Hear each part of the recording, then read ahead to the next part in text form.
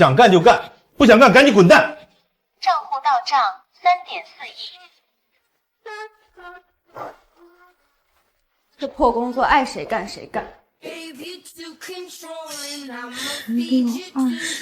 21，全中！我中了3.4个亿！我中了3.4个亿！陈主管，我最近生病了，想请1个月的假调理一下。1个月，林瑶，公司200多号人，谁身体没点毛病？你以为公司是你家开的？我确实很不舒服。请假1个月回来，还有没有这个位子，我可不敢保证。没想到我卡里即将到账3.4个亿，却还要被存款不到我零头的人刁难。那我先请1周行吗？行吧，但周5年会方案你做完再走，加个班的事儿。好。哟，请假去啦？你1个月就4800，请1天假扣多少钱？你算过没？真舍得啊！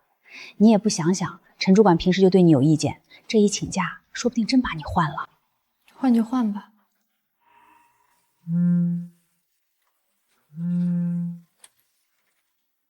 喂，妈。瑶瑶，中彩票的事情不要告诉公司里的人。我知道。身边的人到底是什么样的嘴脸，你不知道。我卖了20年菜，见过太多翻脸的人了。我懂了。请假的事儿怎么样了？只批了1周。妈，我真的1天都不想待了。1周啊，没关系，记住，至少半年内什么都别变。妈，我知道。方案怎么还没好？效率呢？林瑶，假期杂事谁做啊？我这边很忙，肯定没空。4年了，谁请假的活都是我接的，如今换我请1周假，没有1个人愿意接。我妈说的对，要看清楚这些人到底是什么嘴脸。听说你要请1周假。是的，王总监。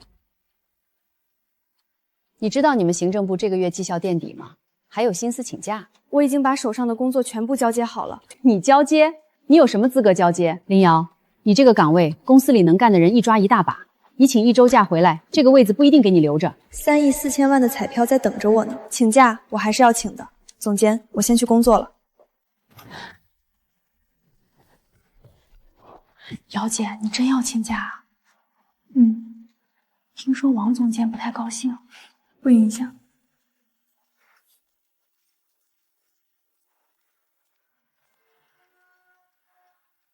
4年，月薪4800。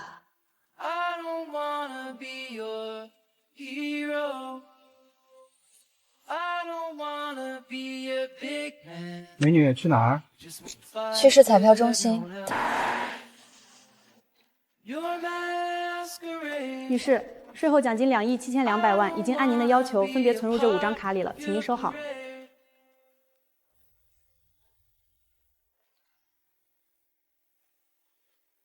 林瑶，上个月的活动 PPT 文件在哪儿？采购单有几个数对不上，你赶紧给我看看。以前不管几点都会秒回，而现在管他呢。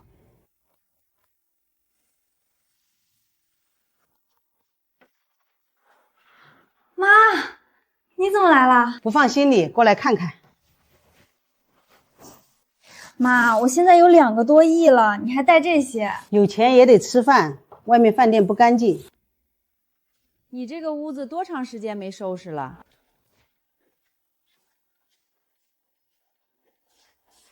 妈，等过了这3个月，我给你买一套大房子。不急，先把人看清楚。姚姐，那个周小曼今天正式入职了，就坐在你的工位上。中午吃饭的时候，刘芳还在说你装病偷懒，赵阳在旁边帮腔，陈主管就在旁边笑着不吭声。记住这些人的名字。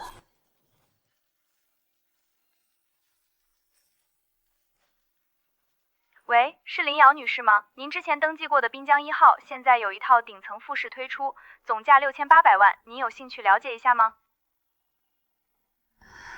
不好意思，我暂时不考虑。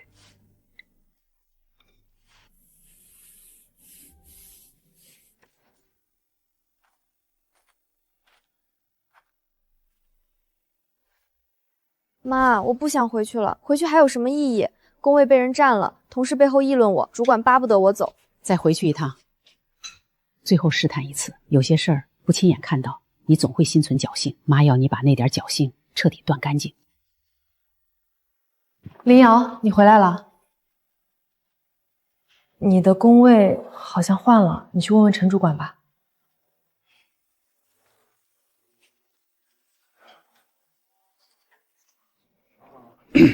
回来了。嗯。那你跟我先来办公室。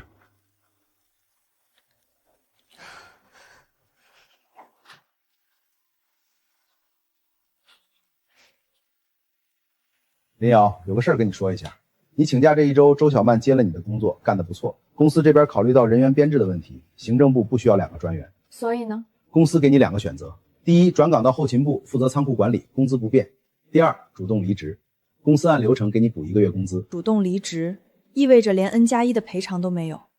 陈主管，我在公司4年了。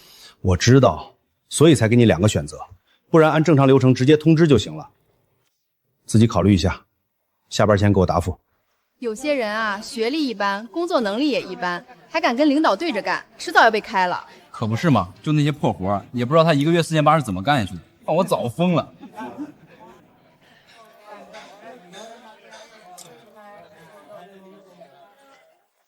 想好了吗？想好了，我选第2个，离职。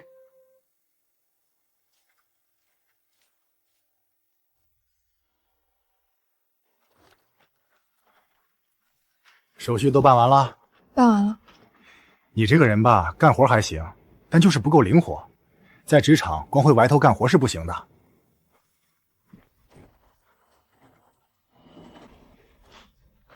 小林啊，姐多句嘴，陈国华就是打算让你走。谢谢周姐，我知道了。林瑶，行政这个岗位在哪儿都能找到。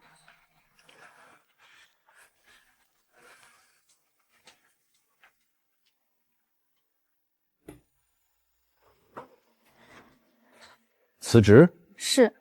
干了多久？4年。4年，那也不短了。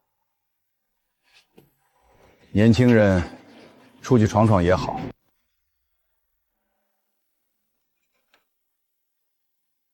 妈，你说从哪儿开始？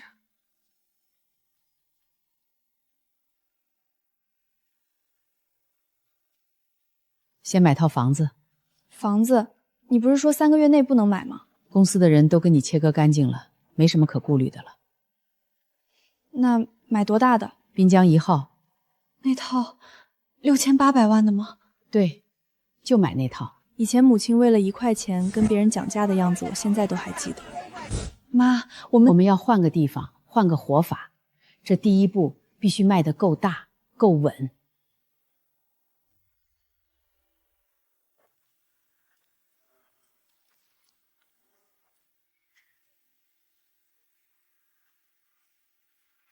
女士您好，请问有预约吗？没有，我直接来看看。好的，女士，要不我先带您去样板间看看？不用了，我对样板间没兴趣。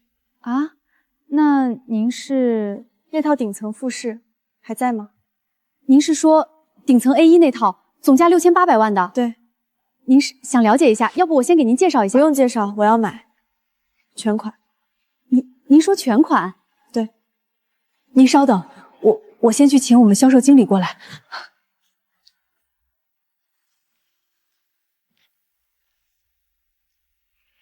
林女士是吧？您说要全款购买顶层复式，有什么问题吗？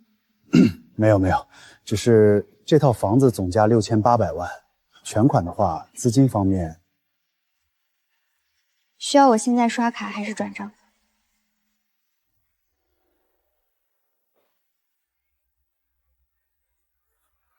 这样，林女士，请先到我办公室，我们详谈。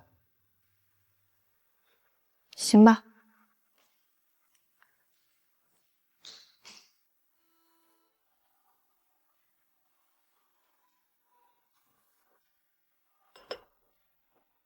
转账和刷卡都可以。如果是转账的话，流程会快一些。转账吧。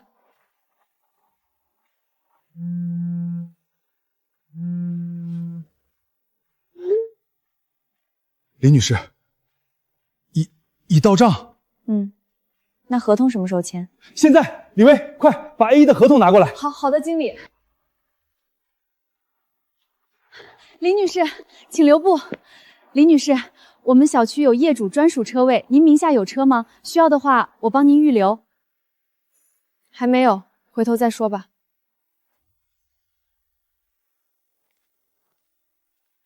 天哪，这个厨房也太大了，能放下我3个菜摊儿。我的老天爷，这个浴缸能泡下4个人。这个阳台能晒100条被子。瑶瑶，快来看呐！恒泰集团25层，我曾在那里像一颗螺丝钉一样工作了4年，最后这颗螺丝钉被随意的丢弃了。年轻人出去闯闯也好。那就是你以前的公司，都过去了。从今天起，你站得比他们都高。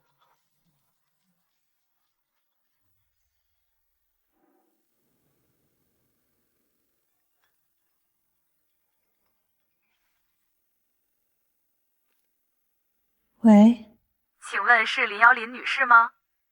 请问你是？您好，我是私人银行部的经理沈月，想邀请您成为我们的私人银行客户，享受专属的财富管理服务。你们怎么知道我的信息的？林女士，请放心，我们是严格遵守客户信息保密原则的。您已经达到了我们私人银行的准入门槛，系统自动将会您的信息匹配给我们部门。私人银行的门槛？是的，我们私人银行客户的资产门槛是1000万人民币，而您远超这个标准。私人银行专属服务，这都是我以前只在电视剧里看到过的词。林女士，不知道您明天上午是否有时间，我们可以约在分行见一面，我详细为您介绍一下。好，明天几点？明天上午10点，在总行大厦36楼，我恭候您的光临。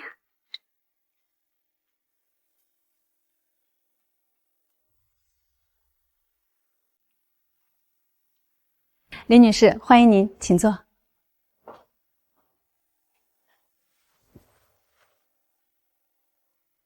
沈经理客气了。林女士，关于您目前的资产配置，有没有什么初步的想法？暂时没有，我对这些一窍不通。没关系，这正是我们的专业所在。我为您做了一份建议方案。我们建议结合文件上描述的进行分散配置。按这个方案，收益大概有多少？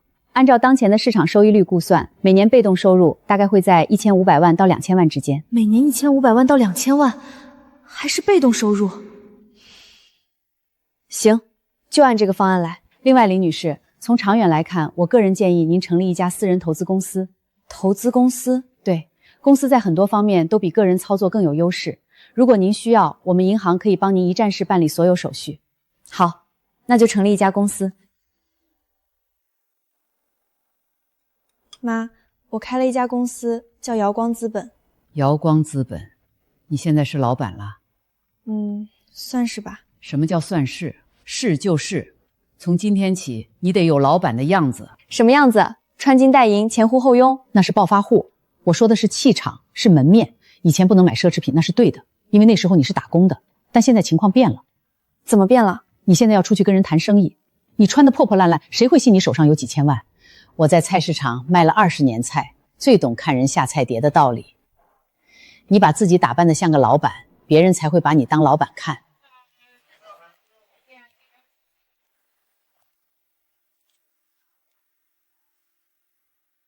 两位好，随便看看。不随便看，买。这个多少钱？您好，这款是我们这季的秋季新品，38000。再搭一条配套的西裤，试试。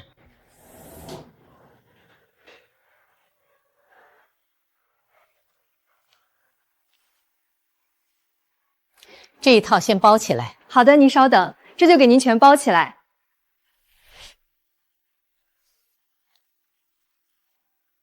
妈，这也太多了，一个包就好几万。这是投资，投资你的门面。你以后出去谈一个项目，赚回来的何止这点钱？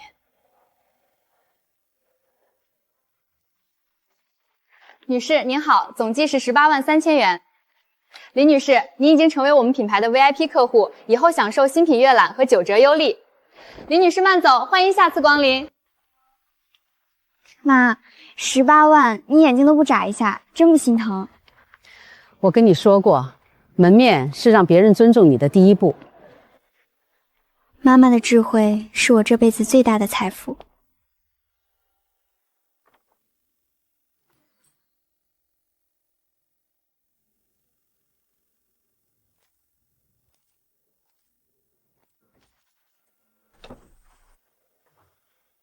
你好，你好，请问你找谁？我是你邻居，住对面 A2，顾晨涵。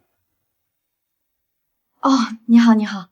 搬来之后一直没见到人，今天看到府上有灯光，就过来打个招呼，一点见面礼。不用这么客气，太贵重了。邻里之间应该的。谢谢。不客气。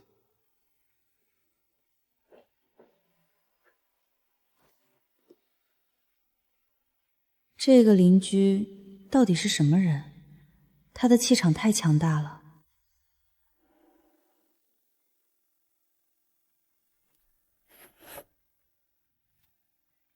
远程集团，这个名字我太熟悉了，最近的财经新闻上天天都能看到。谁啊？刚才门铃响了，邻居来打招呼的。哦，男的女的，长得怎么样？妈，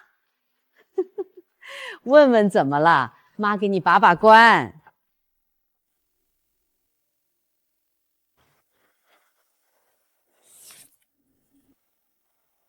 远程集团总裁瑶瑶，这个人以后要跟他搞好关系啊？为什么？他是百亿集团的总裁，随便漏点消息都比你看100份报告强，这就是你的人脉。可我才刚注册公司，我们根本不是一个世界的人。胆子要大，步子要稳，这个邻居是个机会。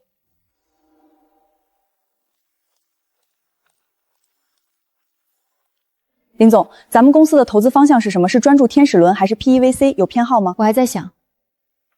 那您的启动资金是？这个你不需要知道。明白，林总。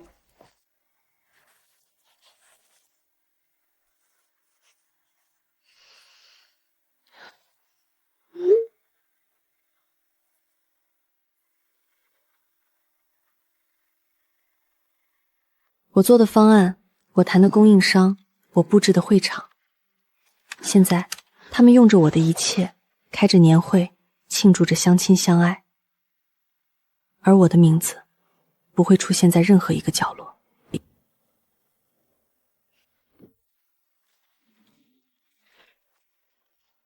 没关系，都过去了。我现在有我自己的战场。林总，根据我们的尽调报告，这个项目前景很好，市场空间巨大，唯一的风险在于技术路线尚未得到大规模量产验证。张总，关于风险你怎么看？宋助理说的很对，我们的技术在实验室阶段表现优异，但从小试到量产确实存在不确定性。如果最坏的情况发生，您的这笔投入可能会全部损失，这是我必须跟您说明的。一个敢把最坏结果摆在你面前的人。好，这个项目我投了。林总，就因为张总的这句实话，我相信敢于正视风险的团队。林总，大好消息！什么事儿这么激动？我们投的那个新能源项目刚刚拿到了3000万政府专项补贴，被列入了市重点扶持项目。我们项目投资800万，现在值2400万，3周翻了3倍。运气好。林总，您别谦虚了，这不是运气，这是眼光。您是怎么看出来创始人靠谱的？直觉吧。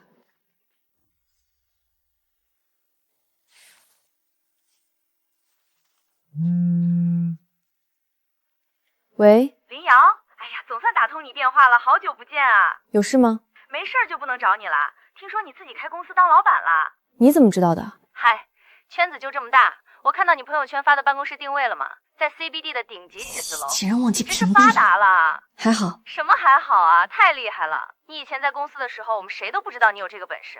对了，你开的什么公司？做什么？投资。投资那不是需要很多钱吗？你哪来的？我是说你好厉害啊！没什么，就是小打小闹。哎呀，你太谦虚了。对了，有空出来吃个饭呗，大家好久没见了，一起叙叙旧。再说吧，最近比较忙。以后朋友圈少发，什么定位、照片都关了，保护好自己的隐私。知道了。有钱人最重要的是什么？什么？低调。低调是盔甲，有本事的时候，它就是最好的保护。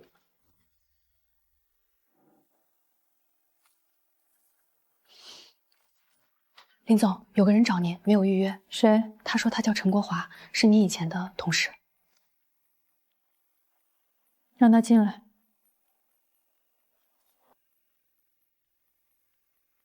林瑶，陈主管，请坐。你这个办公室不错，真气派。还行。听说你开了家投资公司，做得怎么样？凑合吧。陈主管今天来，应该不只是为了叙旧吧？是这样，我最近有个朋友搞了个餐饮连锁项目，想找投资人，这不我就想到你了吗？找投资人？对，他那个项目前景很好的，模式很新，已经开了3家店了。所以你是想让我投500万给你那个朋友？不是，我就是牵个线，当个中间人。你要是感兴趣，可以先了解一下。我把计划书都带来了，我去外面拿。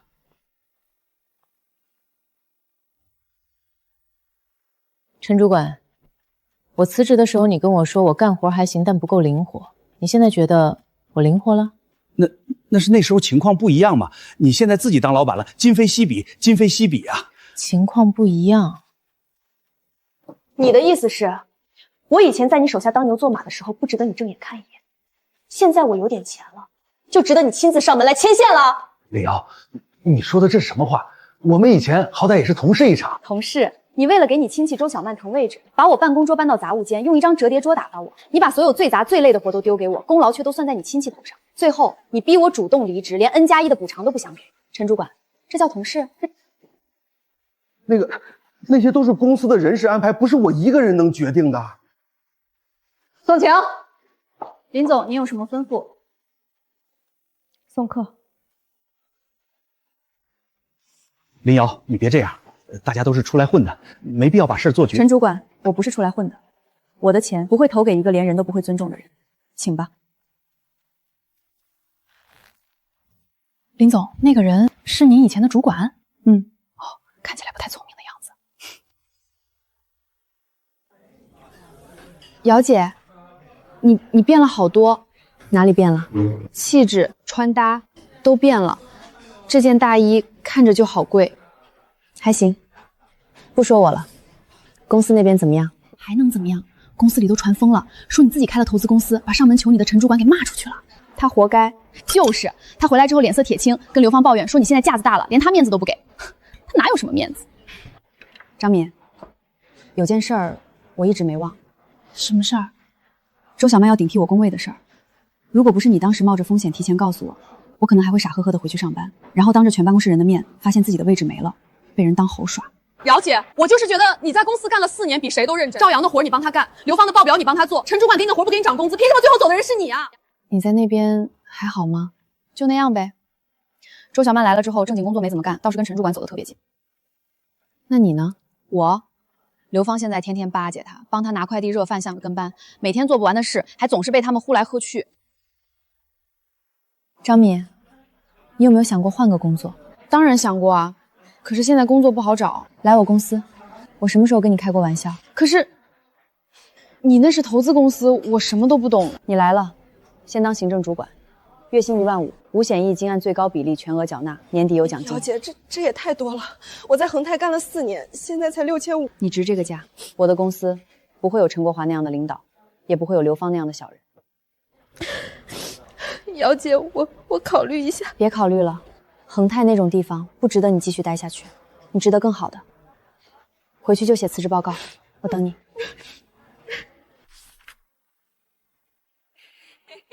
谢谢陈主管这4年的照顾。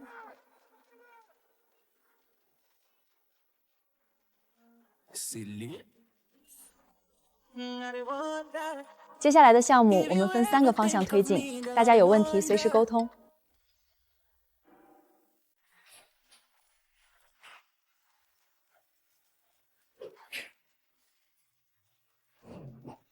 公司最近怎么样？刚招了新同事，步入正轨了。看你朋友圈，第一笔投资回报不错。运气好。对了，上次谢谢你的提醒。提醒什么？关于我那个前主管。小事。你一直都是做投资的吗？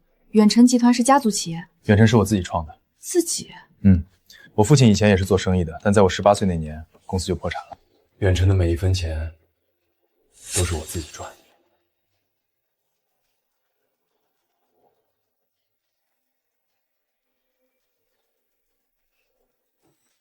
如果你以后在投资上有什么想聊的，可以随时找我。会不会太打扰你了？邻居之间互相帮忙。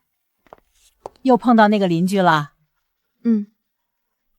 我听到了，他说他也是白手起家。妈，你又偷听。我这是关心，这个人不错，有本事，还不骄不躁，你可以多跟他学学。林总，您看下这个。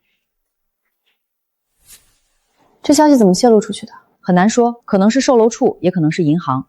这种事儿在这个时代，秘密就像筛子里的水，根本留不住。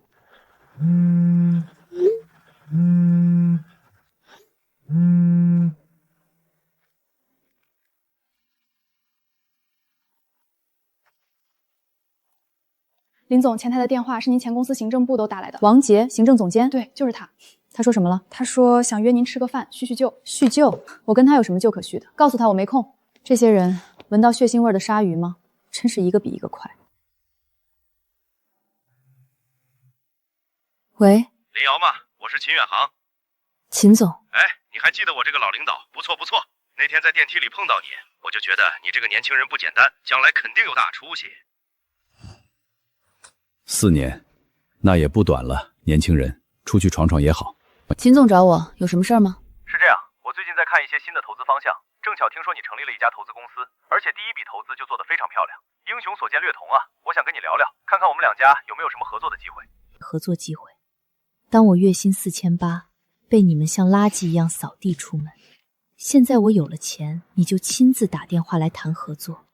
秦总您太客气了，我这就是个小公司，刚起步，不值一提。哎，别谦虚嘛，年轻人有冲劲儿，我们这些老家伙啊就喜欢跟你们合作。这样，今晚我在酒店订了位子，就我们2个人，随便聊聊，你看方便吗？秦总，实在不巧，我今晚有安排了。那改天我让我的秘书跟你助理约个具体时间，怎么样？再说吧。秦远航打电话来了，想约我谈合作。秦远航，恒泰集团的那个老板。对。他要跟你合作什么？没说具体的，就说想聊聊。见。啊？为什么？我不想见他。该见还是得见。你现在不是小职员了，你是老板，老板就要跟各色各样的人打交道，尤其是这种老狐狸。你不是为了跟他合作，是为了去看看他到底想干什么。知己知彼。对，知己知彼才能百战不败。你不是一直说要低调吗？低调不是当缩头乌龟，该亮剑的时候就得把剑亮出来，让他看看你的锋芒。秦总，明晚7点，嘉禾酒店，我准时到。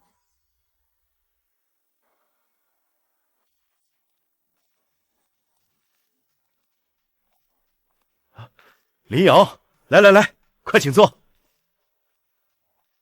想喝点什么？这里的普洱不错。白水就好。秦总，您说要聊聊。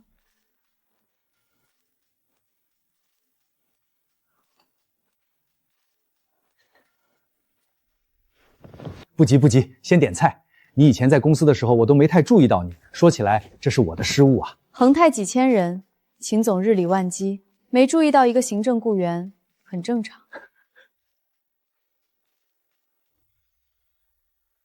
是这样，恒泰集团最近在做战略调整，准备大力布局新能源赛道。我注意到你投的那个新能源材料项目，3周翻了3倍，眼光非常毒辣，说明你在这个赛道有极强的判断力。所以呢？我想邀请瑶光资本和我们恒泰一起共同投资一个新能源储能项目，恒泰出资5000万，瑶光出2000万，我们联合领投。恒泰资金雄厚，为什么要找我这个小公司合作？你自己投不行吗？自己投当然行，但这个储能项目的创始人团队更看重产业链的协同效应。你投的那个材料项目恰好是他们的上游供应商，如果瑶光资本能加入，产业链就彻底打通了，项目估值能上一个新台阶。秦总，在谈合作之前，我有一件事很好奇。什么事？你说。当初你让陈国华裁掉我的时候，是你亲自授意的，还是他自己的主意？这个公司具体的人事安排，我一般不太参与，都是下面部门自己。那我换个问法，周小曼是陈国华的关系户，这件事你知道吗？这个我好像听说过，但那是行政部内部的调整。秦总，你今天请我吃饭，是因为我现在有利用价值了。你对我这么客气，也是因为你需要我的资源，这些我心里都清楚。但你要记清楚一件事儿，我不是从恒泰出来的人，我是被恒泰扫地出门的人。合作的事儿我会考虑，但我的判断力不是白送的。至于今天这顿饭，我请了。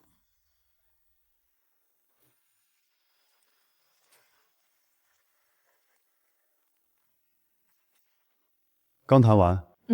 方便聊2句吗？关于一个投资项目。刚才我和秦远航在饭店谈了一个新能源储能项目。新能源储能这个赛道确实是未来的风口，项目本身应该不错。那你觉得秦远航这个人靠谱吗？从纯粹的商业角度看，这次合作对你利大于弊。恒泰出大头，你用2000万撬动一个7000万的项目，还能借用恒泰的品牌和资源，风险可控，收益可观。但是你明显对他有情绪。我做投资最忌讳一件事，让情绪替你做判断。你的意思是我应该接下这个合作？秦远航这个人，我了解一些，他做事精明，但为人不太厚道。如果你决定跟他合作，合同的每一个条款都要抠到死。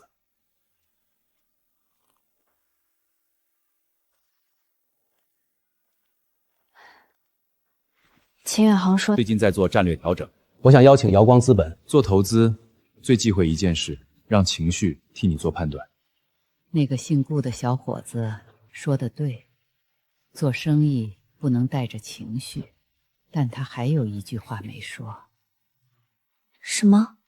你在谈判桌上把条件开到他必须伤筋动骨才能接受的程度。他如果全盘接受了，说明他这次是真的需要你，那你就可以合作。他如果不接受，那正好一拍两散，你也没什么损失。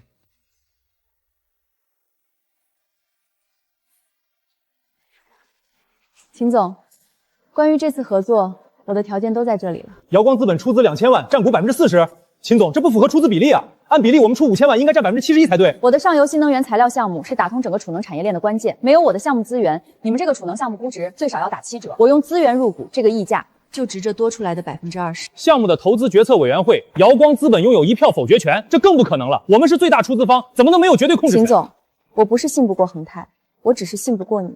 我需要1票否决权来保障我的投资安全。第3条，如果项目未来成功推出，瑶光资本享有优先分配权，直到收回本金和20%的年化收益。林总，您这已经不是合作条款了，这是霸王条款。我的条件就在这里，能接受我们今天就签，不能接受只能说明我们的合作基础还不够牢固。您请便。股份我最多让到你占35%，1票否决权我可以给你38%、36%、37%，这是我的底线，不能再少了，否则免谈。去把合同改了。秦总，按林总说的改。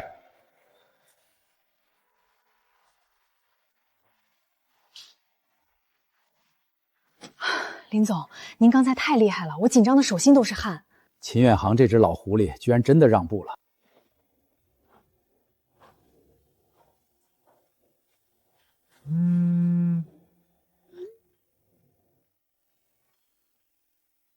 后悔。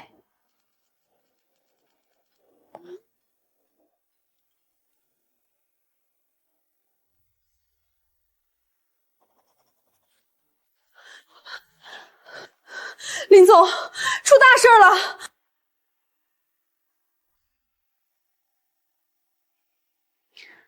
怎么了？慢慢说。我们和恒泰合作的那个新能源储能项目，他的创始人张维昌被人举报了。举报？举报什么？有人向行业监管部门和几家主流财经媒体发了匿名举报信，说张维昌的博士学历是伪造的，他的博士学位证是花钱买的。消息确认了吗？还没有官方结论，但消息已经传开了。我看了几个投资圈的群，都在讨论这件事。已经有几家原计划跟投的机构正在紧急开会，考虑要不要撤资了。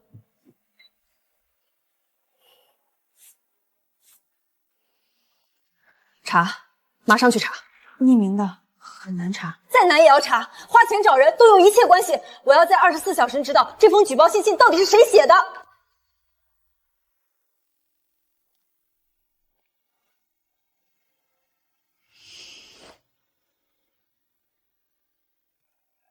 陈涵，这么晚打扰你，储能项目创始人被举报学历造假的事，你听说了吗？刚看到新闻，你觉得是真的吗？我联系过张维昌，他坚决否认，我相信他。而且，我总觉得这件事太蹊跷了。一个刚刚拿到大额融资的项目创始人，在这个节骨眼上被人精准的举报，你不觉得这太巧了？你的意思是？有人在背后故意推动，商业竞争手段多的是。你有没有想过，如果学历造假这件事被炒作成一个巨大的丑闻，无论真假，都会对项目造成什么影响？投资人会失去信心，后续融资会中断，最重要的是，项目的估值会大幅下降。如果项目估值下跌，作为项目目前最大的投资方，恒泰集团就可以名正言顺地提出，以一个极低的价格收购其他投资人手上的所有份额。包括你的，他这是想把我踢出局，这叫一石二鸟。一方面，他用卑鄙的手段打压项目，为自己创造了低价抄底的机会；另一方面，他可以把你这个当初让他签下霸王条款的眼中钉，彻底从项目里清除出去。他刚跟我签了合同，转头就动手了。对秦远航这种人来说，合同是用来约束别人的，不是用来约束自己的。商场上没有朋友，只有永恒的利益。我明白了，谢谢你，陈涵。我知道该怎么做了。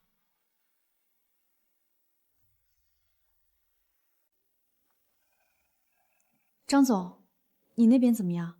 林总，我没有造假，我的博士学位是正规读下来的，可以接受任何形式的调查。但我母校那边的官方核查流程很慢，我怕等结果出来，项目已经被舆论拖垮了。我信你。你把你的博士导师的联系方式给我，我来想办法加速这个流程。你现在要做的就是稳住团队。不要自乱阵脚，记住，瑶光资本和你站在一起。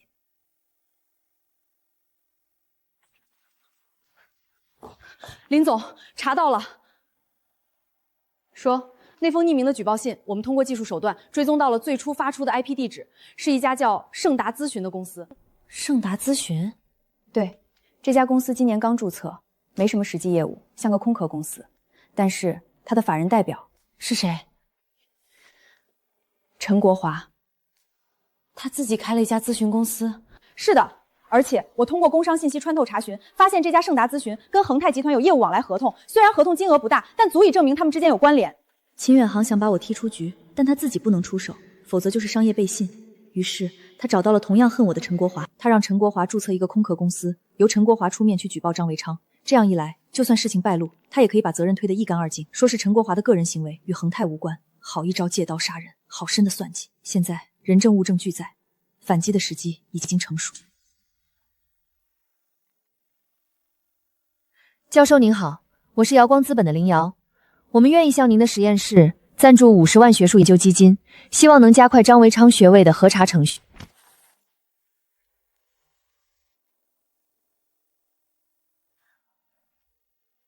林瑶，这么晚了，秦总，向您汇报个好消息，张维昌的学历已经被他母校官方确认了，完全真实有效。看来之前的是一场误会呢。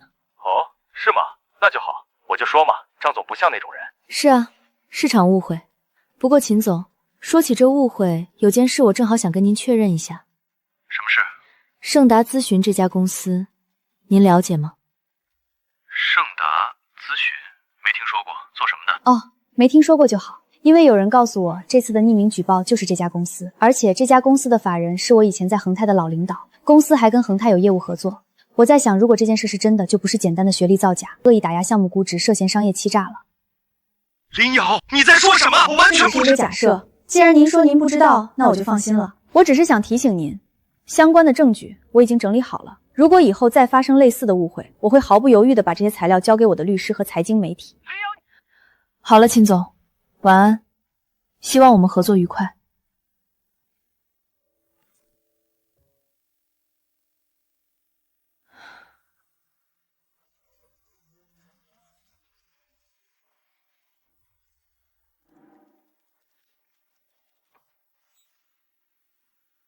王总监，请坐。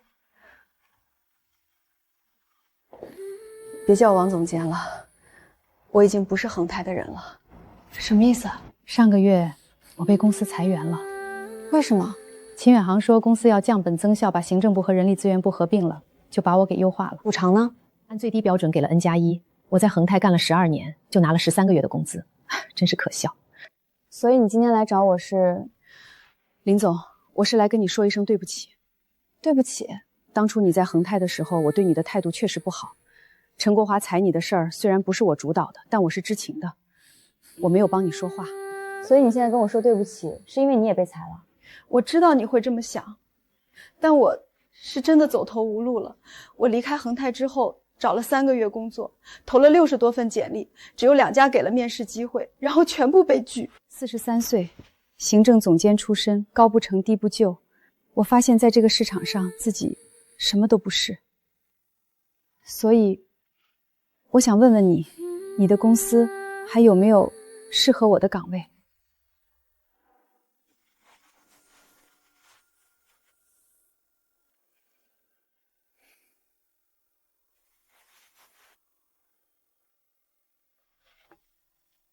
怎么了？看着心事重重的。工作倒是顺利，储能项目彻底稳住了。秦远航最近也安分了，就是今天来了个意料之外的人。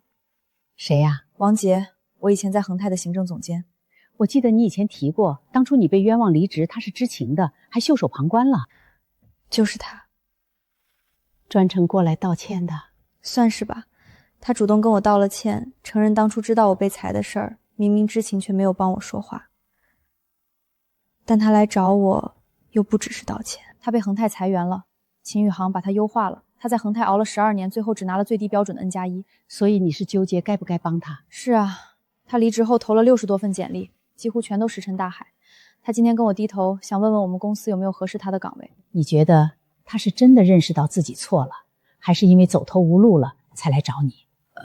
可能两者都有吧。那就不招。为什么？他确实很有能力，行政管理经验也很丰富。我们公司现在正缺这样的人。瑶瑶，你要记住，有能力的人很多，但忠心和可靠的人千金难求。可是，一个走投无路的人，为了得到一个机会，什么好话都能说，什么姿态都能放低，但等他缓过劲儿来，你就不知道他会干些什么了。菜市场里今天跟你哭诉活不下去，向你借秤的人，明天可能就会为了抢你的摊位，在背后捅你一刀。这种事儿我见得太多了。那我该怎么回复他？用人的事儿急不得，你可以给他一个机会，但不能把他请进你的家里。王姐，我考虑过了，瑶光资本目前还小，还没有总监级别的岗位，可能不太适合你。好吧，我理解的。不过如果你愿意的话，可以先做我们公司的兼职顾问，我可以按项目付费，你看怎么样？可以，当然可以，谢谢你，林瑶，真的谢谢你。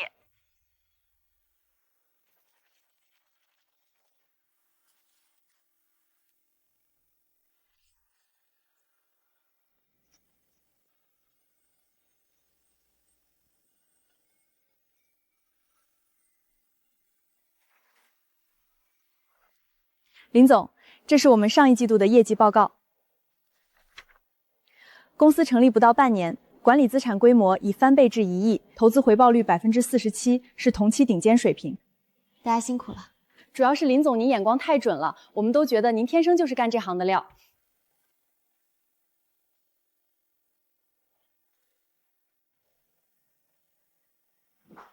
陈涵，有个项目想请你帮忙看看。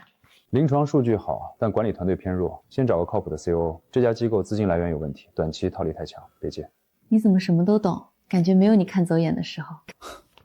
不是什么都懂，是踩过的坑够多，交的学费够贵。谢谢你，陈涵，你真的帮了我太多了。我跟你说过，邻里之间互相帮忙，而且什么？看你做投资，挺有意思的。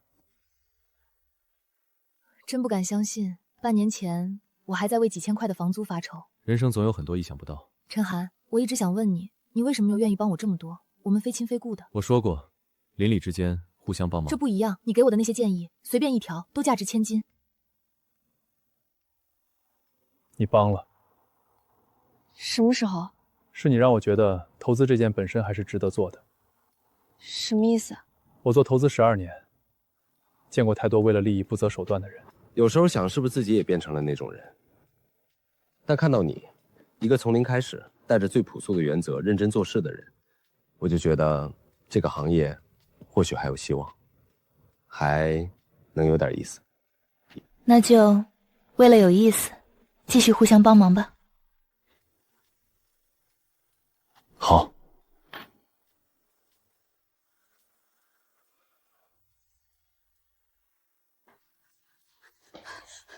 林总，不好了，出事了！发生什么了？您快看这个，网上有人在黑我们。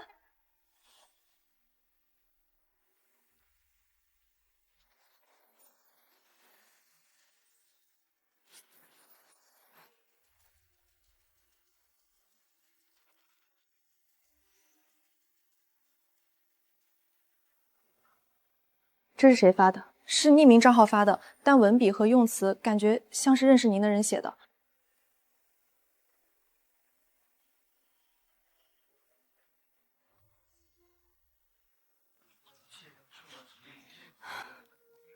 宋晴，马上去做2件事。林总，您吩咐：第一，联系律所发律师函删帖；第二，查发帖人 IP 和注册信息，不惜一切代价。明白。张敏，你负责安抚公司的员工和合作方，告诉他们公司运营一切正常，我们很快会发布官方声明。好的，姚姐。会是谁？陈国华、王杰，还是秦远航？林总，查到了。说 IP 在恒泰附近咖啡厅注册虚拟号的尾号和刘芳手机号后4位完全一样。刘芳，他一个人应该没这个胆子和脑子。继续查，他最近跟谁接触过？这个也查了，我们买通了那个咖啡厅的服务员，调取了当天的监控录像。果然是他俩。我查到了，是秦远航干的。果然是他。删帖没用，只会越描越黑。唯一的办法就是正面还击。怎么正面还击？难道我要把银行流水都公布出来吗？你的第一桶金是中彩票来的，这件事能证明吗？当然能，兑奖记录、银行流水都是铁证。那最好的反击方式就是公开，将真相公之于众。什么？公开？你的秘密正在被敌人当成武器，把秘密变成事实，他们的武器就不攻自破了。记住，最好的防守就是主动出击。还在想网上的事儿？妈，我想把我们中彩票的事说出去。说吧。您不反对？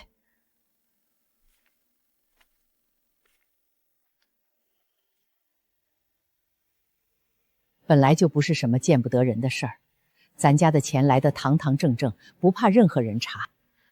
他们想泼脏水，那咱们就把家底亮出来，让他们看看这水到底有多清。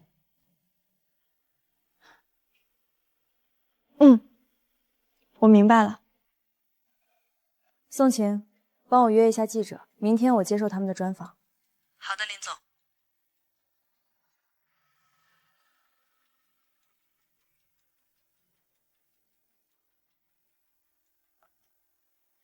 林总，感谢您接受采访。最近网上关于您资金来源有很多质疑，您今天是准备正面回应了吗？是的。关于我的第一桶金，来源其实很简单，因为我中了彩票。什么？没错，半年前我中了彩票1等奖，税后到账2亿7200万。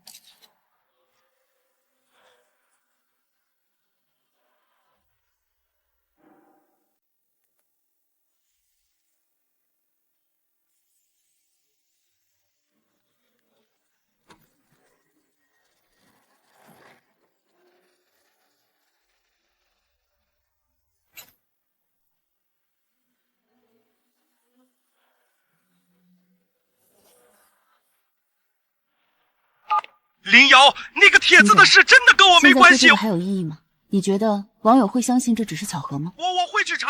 好了，不用查了，秦总。我今天打这个电话不是来跟你追究责任的，我只是想最后警告你一次。什么？我们合同里有台条和竞业禁止条款，你再搞小动作影响项目，我立刻启动法律程序，追究嘴越责任，索赔至少都是9位数。还有，我手上关于盛达咨询和陈国华恶意举报张维昌的所有证据，可一直都好好的放着。你如果安安分分做生意，这些东西永远不会见光。但你如果再不安分，我知道了。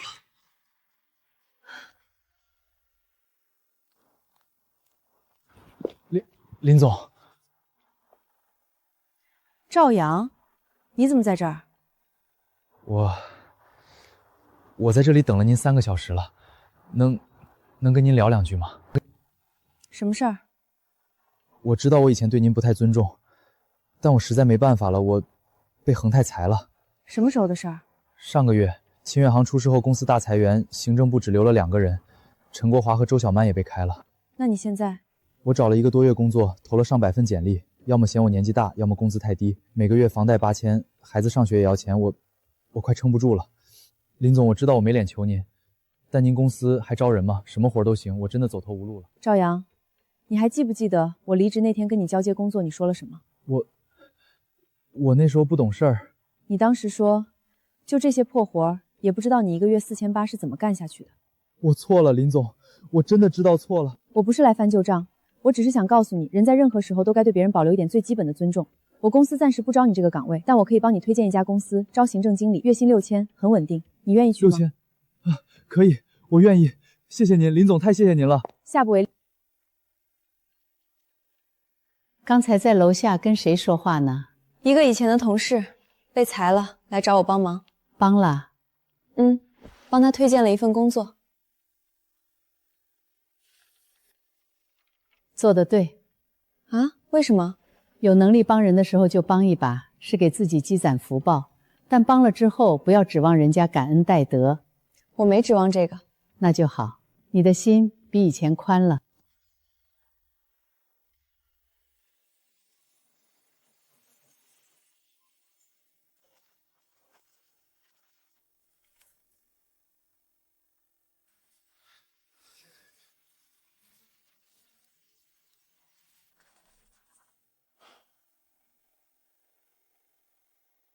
姚姐，如果当初你没把我从恒泰那个泥潭里拉出来，我这辈子可能就真的废了。别说傻话，你本来就很好，只是被放错了地方。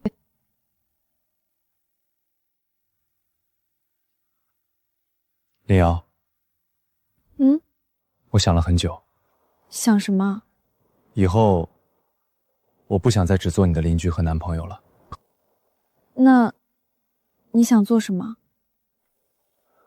我想成为和你一起生活、一起工作、一起吃咱妈做的饭的人。所以，你愿意让我成为你的家人吗？你确定？我妈做的饭可不一定每天都合你口味。我已经吃了4年了，每一次都很好，不许说考虑一下。好。